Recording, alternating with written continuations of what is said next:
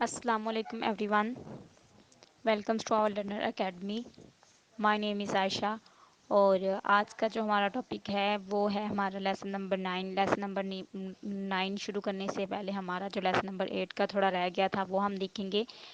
उसमें यानी कि हम रिसर्च मेथड इन साइकोलॉजी में रिसर्च मेथड के स्टेप्स देख रहे थे। उसमें कुछ हमारा रह गया था, उसमें ये रह गया था कि हम बिहेवियर को कैसे मेजर करेंगे। बिहेवियर को मेजर करने के बाद हमारे पास दो तरीके होंगे। एक आर्चिवल डाटा होगा, एक फिजिकल ट्रेस। यानी कि आर्चिवल डाटा यानी कि हम आर्काइवल भी इसको बोलते हैं, आर्काइवल डाटा। इसमें हम क्या करेंगे, हम कोई जो होती है ना already existing record documents, different form of literature, newspaper item, उसके बाद photographs, movies,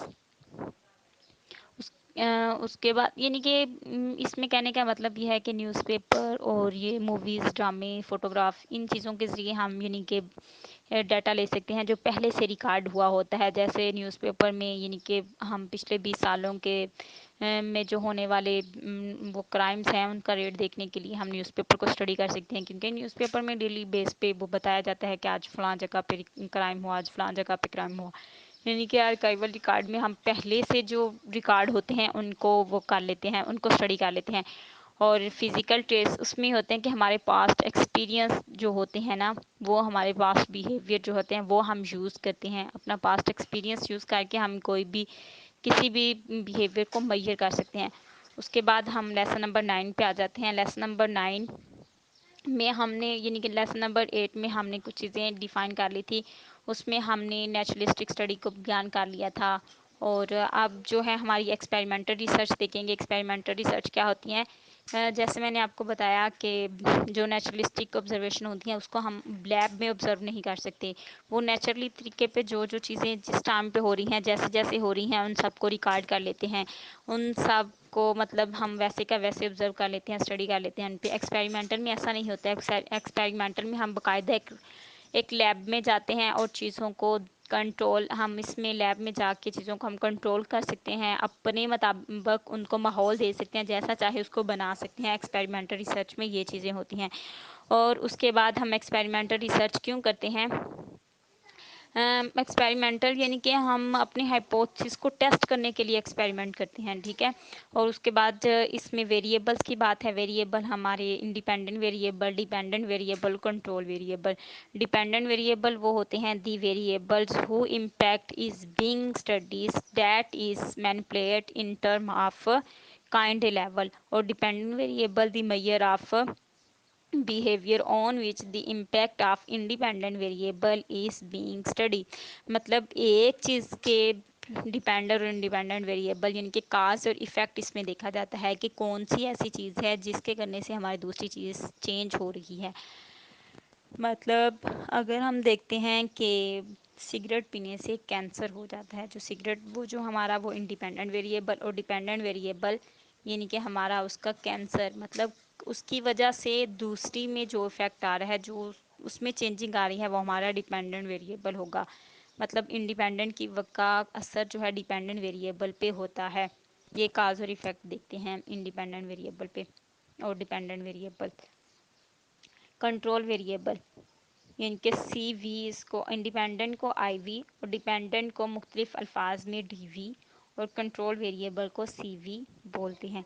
control variable a potential independent variable that can have in impact upon dependent variable as it has to control, जिनके उनको हम control कर सकते हैं, वो हमारे कंट्रोल वेरिएबल्स होते हैं। मतलब अगर हम देखें ना, जैसे मैंने कहा सिगरेट पीने से कैंसर हो जाता है, अगर सिगरेट को हम कंट्रोल कर लेते हैं और सारी बात है फिर कैंसर भी नहीं होगा। ये कंट्रोल वेरिएबल। और इसके बाद एक्सपेरिमेंटल डिज़ाइन में ट्विन स्टडीज़ हैं। ट्विन स्टडी होती है कि मतलब दो ट्विंस डिफरेंट, दो जो बच्चे होते हैं वो ले लें, एक माँ के दो बच्चे जो ट्विंस हो जाते हैं उनको स्टडी किया गया था इसमें। ट्विंस मतलब उनको दो बच्चे जो है ना उनको डिफरेंट इन्वायरमेंट में रखा गया। ان کے ڈفرینٹ ان کو ماحول دیا گیا، ڈفرینٹ ان کو مطلب سب چیزیں، ان کی ماں پالنے والی پرورش کرنے والی بھی جو ڈفرینٹ تھی، ہر چیز ان کی ڈفرینٹ تھی، لیکن وہ تھے ایک ہی جینس کے بنے ہوئے ٹوینس. تو ایک کو ہم نے پاکستان میں رکھا اور ایک کو آؤٹ آف کنٹری، یہ ریسرچ ہوئی تھی باقاعدہ، اس کو ایک کو آؤٹ آف کنٹری رکھا گیا کسی اور ماحول میں. تو دیکھنے میں کیا آیا کہ جو پاکستان کا ہے اس نے اپنے انوائرمنٹ کو بھی اگنور نہیں کیا، اپنے بالکل انوائرمنٹ جیسے اس نے ڈریسنگ کی، اپنے بولنے چلنے کا انداز، ہر چیز یہ تھی. اور جو آؤٹ آف کنٹری تھا اس کا لباس کا سٹائل اور اس کا بولنے کا سٹائل، ہر چیز اس نے اپنے ماحول کو بھی اگنور نہیں کیا، اس نے بھی اپنے ماحول سے اسٹڈی کیا، اس نے بھی اپنے ماحول کو اسٹڈی کیا. لیکن ان دونوں کے جینز ایک جیسے تھے، جینس میں بھی ان کی جو آئی تھی انہوں نے اس کو بھی اگنور کیا. ان کے جو جینس میں تھی، جو چیزیں ان کے باپ دادا سے ان میں داخل ہوئی، انہوں نے اس کو بھی اگنور نہیں کیا. اور دونوں مطلب یہاں پہ کہنے کا یہ ہے کہ ماحول جو ہے وہ بھی اثر انداز ہوتا ہے، لیکن جینس جو ہے وہ بھی اپنے طریقے سے اثر انداز ہوتی ہیں. یہ نہیں ہوتا کہ جینس کا ہمارا کوئی افیکٹ ہی نہیں ہے، صرف ماحول ہے، نہیں، بالکل ایسا نہیں ہے. جینس کا بھی ہمارا بہت زیادہ اثر ہوتا ہے. اور اس طرح جو تھا پھر دیکھنے میں آیا کہ وہ دونوں چیزیں یعنی کہ ان کی ہر چیز ڈفرینٹ، ان کی پرورش کرنے والی والدہ بھی ڈفرینٹ تھی، ان کو یعنی کہ کھانے پینے کا سٹائل، ان کا ہر چیز ماحول ہی بالکل ڈفرینٹ تھے. اس کے باوجود بھی ان دونوں کی ایکٹیویٹیز بہت زیادہ ایکٹیویٹیز یا بہت زیادہ بیہیویئر آپس میں ملتے جلتے تھے. وہ اس وجہ سے کیونکہ وہ ایک جینس کے بنے ہوئے تھے. اس کے بعد یہ قضائی ایکسپیریمنٹل کی ہم ایگزامپل لے رہے تھے، ایک ٹوین اسٹڈی اور ایک اڈوپٹیشن اسٹڈی. اپڈیٹیشن اسٹڈی میں دیکھتے ہیں most people have one set of parents, یعنی کہ ایک ہی پیرنٹس کا جو سیٹ ہوتا ہے. Over 1% of the infant born in western countries every year who adopts at or nearby person unrelated to them, such children have two set of parents. یعنی کہ یہاں پہ دو مختلف جو ہے نا پیرنٹس کے بچوں کو لے کے ان کو ایک ہی ماحول میں پالا گیا تھا.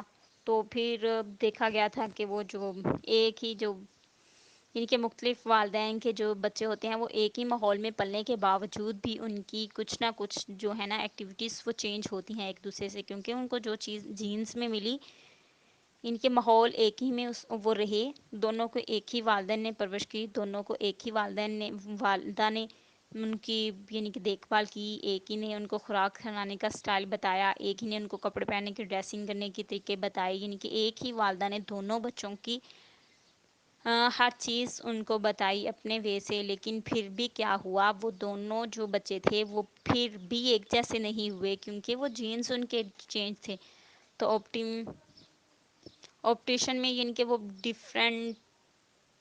ڈفرینٹ پیرنٹس کے بچے ایک ہی ماحول میں اسٹڈی ہوئے تھے، تو اس لیے ان کے جینس جو ہیں وہ بھی اثر انداز ہوئے اور وہ تھوڑے